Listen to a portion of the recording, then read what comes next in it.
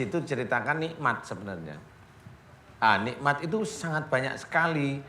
Istilahnya doa yang dikabulkan itu nikmat. Itu ujian sebenarnya. Kemudian anak yang pandai itu nikmat. Itu Sebentar, ujian. doa yang dikabulkan pun itu sebuah ujian juga. Ujian.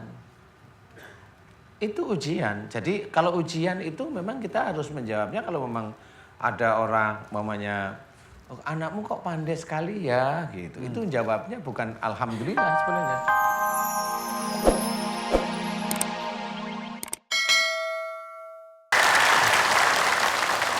Bismillahirrahmanirrahim. Assalamualaikum warahmatullahi wabarakatuh.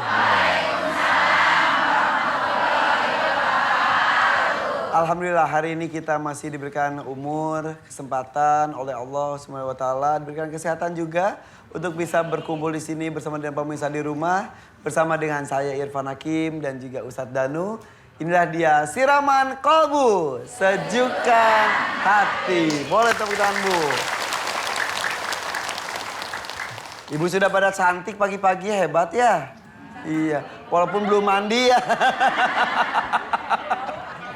Karena mereka datang jauh-jauh nyampe ke studio dari jam 1, jam 12 gitu ya. Tapi alis bisa rata ya Bu ya. Iya. Ciptaan Tuhan, alhamdulillah Allah SWT ya. Iya, tapi ada aja yang ditambah-tambahin. Gitu.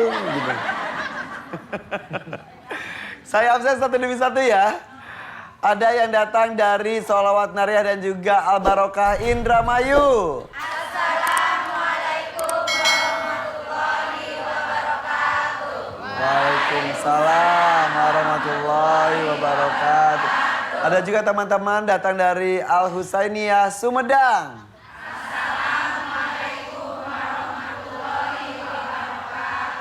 Waalaikumsalam warahmatullahi wabarakatuh. Juga Amalia Bogor. Assalamualaikum warahmatullahi wabarakatuh. Waalaikumsalam warahmatullahi wabarakatuh. Dan juga Al Hidayah Banjar Patroman. Assalamualaikum warahmatullahi wabarakatuh. Waalaikumsalam warahmatullahi wabarakatuh. Ternyata ada istri Ustadz di sana. Itu istri Ustadz. Coba. Nah ya, sebelahnya juga itu anak Ustadz ya. Banyak yang nanya, Ustadz tuh ada berapa orang putra dan putrinya? 5. Istri 1 alhamdulillah ya Ustadz ya. Alhamdulillah. 5 ini nomor berapa? Nomor 2. Nomor 2, nomor 1 laki-laki ya? Laki-laki. Tadi ada saya lihat tapi di mana duduknya? Ada kembar juga Ustadz ya? Ada kembar. Kembar. Doain saya juga bentar lagi punya 5. Jadi skor sementara 5 sama. Sama 5. Oke. Oke, kita akan buka hari ini seperti biasa. Saya udah bikin pantun, mau dengerin gak Bu?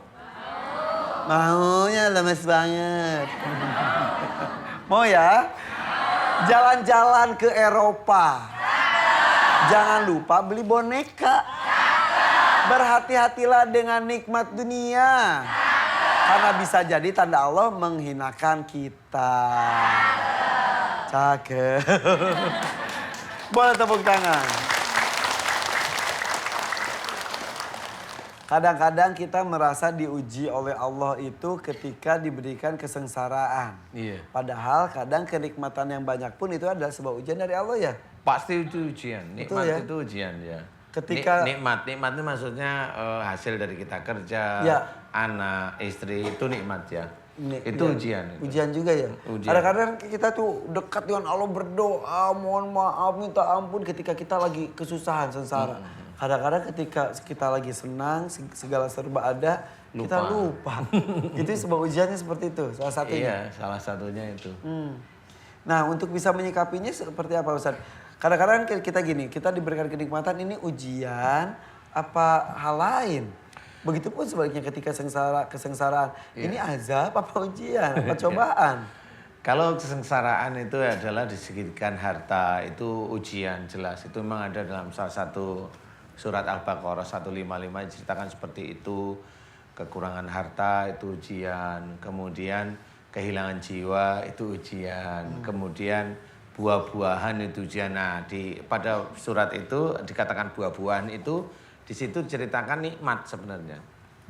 Nikmat itu sangat banyak sekali. Istilahnya doa yang dikabulkan itu nikmat. Itu ujian sebenarnya. Kemudian anak yang pandai itu nikmat. Itu Sebentar, ujian. doa yang dikabulkan pun itu sebuah ujian juga. Ujian. Itu ujian. Jadi kalau ujian itu memang kita harus menjawabnya kalau memang ada orang mamanya anakmu kok pandai sekali ya gitu. Itu jawabnya bukan alhamdulillah sebenarnya. Malah innalillahi wa inna ilaihi rajiun harusnya seperti itu. Karena Karena itu ujian. takutnya jadi kita menyombongkan diri dengan Kan ketemu akhirnya. Akhirnya kita bisa iya dulu anakku. Nah kan malah sombong. Tapi apalagi gini, siapa dulu bapaknya gitu. dan itu sangat banyak sekali. Iya. Ya Allah. Sangat banyak sekali. Semuanya. Umpamanya seorang saudara kita belajar agama umpamanya di Mesir. Di Mesir itu sebenarnya pada waktu dia belajar agama, pada waktu dia pandai itu ujian. Jadi ujian dia itu mendapatkan kepandaian dari Allah Ta'ala. Nah ujian ini harus betul-betul menjadi sadar bahwa ini ilmu Allah. Nah kalau ini ilmu Allah harusnya untuk diaplikasikan ke orang lain, ya jangan nyakitin orang lain gitu loh. Ilmu ini ilmu Allah, dan dia mau mengaplikasikan menyakiti orang lain. Berarti dia nggak sampai dia bahwa dia mendapatkan ujian itu adalah ilmu dari Allah Ta'ala, pelajaran dari Allah Ta'ala. Dia tidak tahu. Nah yang ada adalah bahwa saya sudah sekolah di Mesir. Itu menjadi kesombongan sehingga apalagi merasa lebih pintar daripada yang lain. dia akan merasa aja. Nah makanya di situ itu merasa dia lebih pintar daripada orang lain. Oh itu sudah sombong, itu sudah riak. Nah itu berarti dia nggak mampu sebenarnya. Jadi dia tidak mampu mengelola ujian yang dititipkan oleh Allah Ta'ala, salah satunya berupa ilmu. Betul. Nah ini yang tidak pernah dirasakan. Sebenarnya contoh saudara kita belajar hafalan Quran. Ya. Pada waktu seorang itu hafalan Quran, itu dia pada waktu hafal itu ujian. Pada waktu beliau hafal itu ujian sebenarnya. Ya. Nah pada waktu memang hafal 30 juz, beliau mampu nggak menyangga ujian ini? Apakah itu bisa menjadikan dia lebih tawadu, ya, atau menjadikan dia lebih naik, Memberbangga diri. Memberbangga diri. Nah inilah yang harus yang kita khawatirkan adalah pada waktu kita diberi nikmat oleh Allah Ta'ala, nikmat itu apa ya seperti itu. Ya. Keinginan kita. Urusannya itu ke hati ya. Itu urusannya iman, bukan cuma hati. Bukan kalau itu. lebih ke iman juga. Iman itu. Lah kalau sudah ujian kan semuanya milik Allah. Akhirnya umpamanya kita diberi ilmu, mau memberikan pada orang itu lihat dulu. Orang ini mampu nggak ya saya berikan. Kan seperti itu ya. Ya, nah betul. dengan seperti itu dia akan menjajaki nanti. Mau memberikan ilmunya dijajaki. Kira-kira kalau saya sampaikan nih orangnya ini sakit hati apa enggak. Kan gitu nih orang berilmu itu kan begitu ya.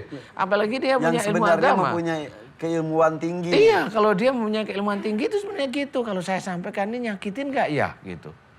Kalau memang nyakitin, oh nanti dulu deh gitu. Bukan merasa hebat terus menunjukkan keilmuannya menyakiti yang lain. Itulah dia berarti tidak mampu menjaga kesombongannya. Sehingga nikmat yang diberikan oleh Allah Ta'ala berupa ilmu yang dia terima, dia tidak sadar bahwa itu ujian dari dia. Kalau dia sudah tidak mampu, berarti memang dia tidak amanah. Ya kan beda nih, akhirnya ketemunya seperti itu. Sehingga pada waktu itu nikmat itu dia anggap adalah nikmat benar.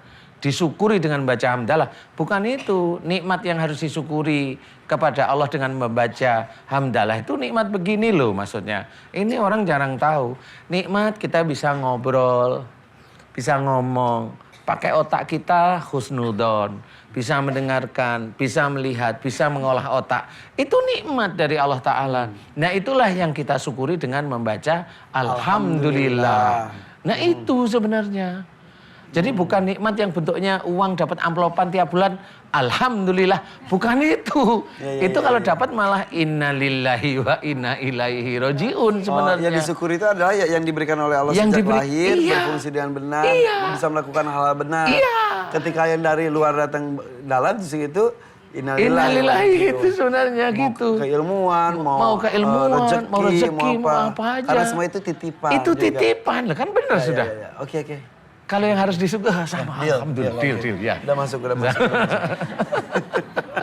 Ya. Iya, kan gitu ya. Oke. Ngerti nggak Bu? Bisa. Pada gini aja. Ya intinya seperti itu. Kita harus hati-hati kalau kita sudah merasa besar, merasa pintar, sampai merasa maha. Ada yang jauh lebih maha di atas sana ya. Iya. Kita mah nggak ada arti-artinya, aduh. Iya benar. Dunia saja dibanding tata surya itu paling kecil. Kita di dalamnya. Kalau kita sombong, saling menghargai satu dan yang lain saja ya. Benar. Minta perlindungan pada Allah supaya kita tidak disisipkan rasa sombong dalam hati kita ya Bu ya. Oke kalau begitu kita pamit undur diri. Kita istirahat sejenak. Jangan kemana-mana, tetap di Siraman Kolbu. Sejukkan hati.